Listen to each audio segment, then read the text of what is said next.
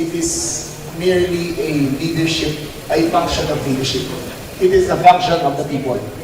Magaling ang mga Caviteño. Hindi lang magaling ang mga lumang Caviteño na dito. Magaling din yung mga bagong dumating dito. Ang mga dinadala ng mga developers katulad ng Megaworld, yung mga bagong dumadating dito, sila ang nagbibigay ng enerhiya para sa ating lalawigan. Ang Cavite ay pangat at wala ng mga kapigil. Itong September 1, magbubukas ang Calax. By second quarter, magbubukas ang Calax hanggang General Trias. By December 2024, bukas na, connected na ang Calax Laguna hanggang Cavitex.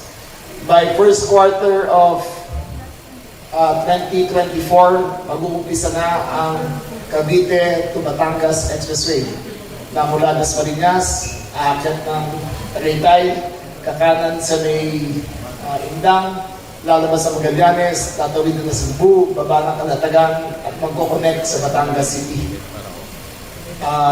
Sa first quarter of 2025 naman, mag-uumpisa naman ang connectivity ng Calax papunta ng Naik Bataan Bridge, Cavite Bataan Bridge, na matatapos ng 2028. Magkoconnect naman yan, pagbaba nyo ng tulay ng Bataan Cavite, maglaland kayo sa isa pang highway na magkoconnect naman papunta dyan sa mga malalaking kanina.